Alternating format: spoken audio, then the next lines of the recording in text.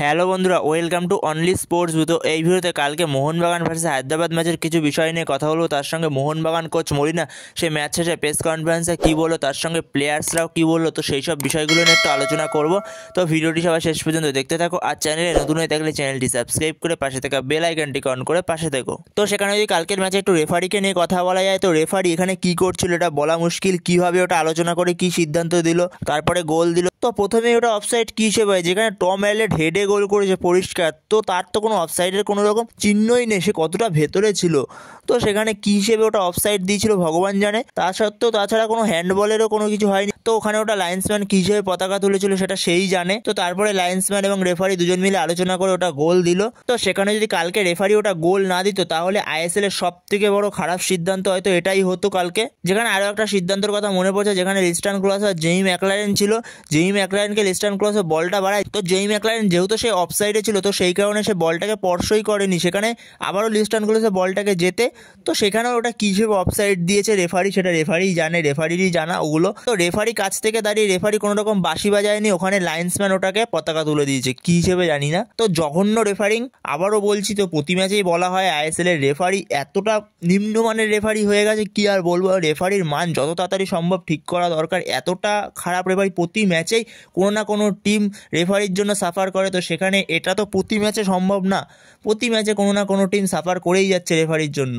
এছাড়াও মোহনবাগান কালকে দুটো পেনাল্টি পেতে পারতো, সেই পেনাল্টিটা দেয়নি। একবার তো জেসন কামিন্সকে বক্সের মধ্যে টেনে ফেলেই দিল স্যাপিক, সেটাও পেনাল্টি দিল না। তাছাড়াও লিস্টন ক্লসকে একবার ফাউল করেছিল বক্সের মধ্যে, সেটাও পেনাল্টি দেয়নি। ওটা হয়তো একটু সফট ছিল, তাও হয়তো লিস্টনের ডিসিশনটা হয়তো একটু সফট ছিল, তাই সেই কারণে হয়তো দেয়নি। ঠিক আছে, ওটা রেফারি চাইলে দিতেও পারে, না চাইলে দেবে না। কিন্তু জেসন কামিন্সকে যেটা ফেলে দিয়েছিল টেনে, ওটা ডেফিনেটলি পেনাল্টি ছিল, তো সেই কারণে রেফারি ওখানে ওটা পেনাল্টি দেয় না। তাছাড়াও অনেক বাজে বাজে কিছু কিছু সিদ্ধান্ত দিয়েছে রেফারি কালকের ম্যাচেও। তো সেখানে অনেকেই বলে মোহনবাগানকে বাড়তি সুবিধা দেওয়া হয়, মোহনবাগান ম্যাচ খেলতে নামলে মোহনবাগানকে বাড়তি সুবিধা দেওয়া হয়। তো সেখানে এই সিদ্ধান্তগুলোর কথা তারা কি বলবে, যেখানে একটা অফসাইড না সেটাকে অফসাইড দেওয়া হচ্ছে, যেখানে পেনাল্টি হয়েছে পেনাল্টি দিচ্ছে না। তো সেইখানে এবার কি বলা হবে সেখানে। এছাড়া ভিশাল কায়েত, সে কালকেও অনবদ্য কিছু কিছু সেভ করেছে।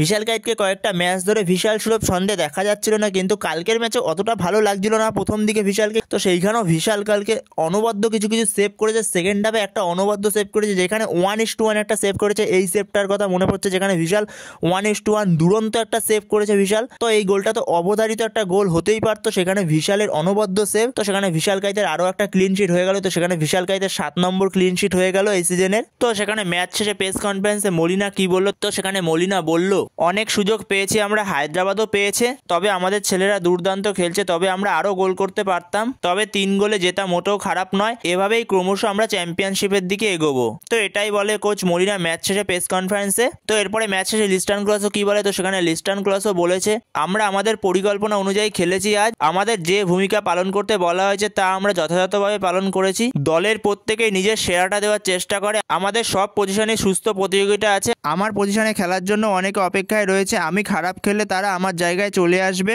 তাই প্রতি ম্যাচেই আমরা নিজেদের সেরাটা দেওয়ার চেষ্টা করি, কোচও আমাদের উজ্জীবিত করে ভালো খেলার জন্য।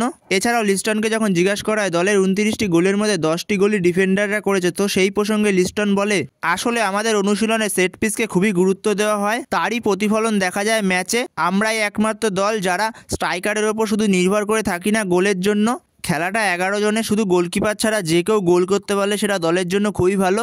তো এটাই বলে লিস্টন ক্লসও ম্যাচ শেষে। তো এরপরে জেসন কামিন্স, সে কি বললো, তো জেসন কামিন্স কালকে সে মারাত্মক একটা গোল করেছে, দুরন্ত গোলটা করেছে জেসন কামিন্স। তো সেই গোলটা দুরন্ত গোল ছিল জেসন কামিন্সের। তো সেখানে জেসন কামিন্স বলেছে, নতুন বছরে গোল পেয়ে খুবই ভালো লাগছে, এছাড়াও সমর্থকরা অনেক উজ্জীবিত করছে এবং তাছাড়াও দল জয় পেয়েছে, সেটাও খুব ভালো লাগছে। তো এরপরে যখন তাকে আরামসে সেলিব্রেশন নিয়ে প্রশ্ন করা হয়, তখন সেই বিষয়ে জেসন কামিন্স বলে, আমার এই আরামসে সেলিব্রেশনটা খুব ভালো লাগে, তো এটা সমর্থকরাও খুব পছন্দ করে, তো সেই কারণে আমি এই সেলিব্রেশনটা করি। তো সেখানে এটাই বলে জেসন কামিন্স ম্যাচ শেষে। তো এরপরে ম্যাচ শেষে সুভাশিস বোস সে কি বলে, তো সেখানে সুভাশিস বোস বলে, আমরা আজকে আরও গোল করতে পারতাম, আমরা অনেক চান্স ক্রিয়েট করেছি, তো সেখানে গোল হয়নি, অনেক গোল মিস হয়েছে, তো সেখানে পরের ম্যাচ থেকে অবশ্যই এই গোলগুলো করার চেষ্টা করব আরও। তো সেখানে সুভাশিস বোস এটাই বলে। তো এরপরে যখন সুভাশিস বোসকে ডার্বি নিয়ে প্রশ্ন করা হয়, তখন সুভাশিস বোস বলে, ডার্বিটা যদি কলকাতায় হয় এটা আমাদের জন্য খুবই ভালো, কারণ দর্শক ভর্তি মাঠে ম্যাচ খেলতে খুবই ভালো লাগে, যেখানে হোম হোম সাপোর্ট পাওয়া যায়, তো সেখানে ম্যাচ খেলতে খুবই ভালো লাগে। তো এটাই বলে শুভাশিস বোস সে ম্যাচ শেষে।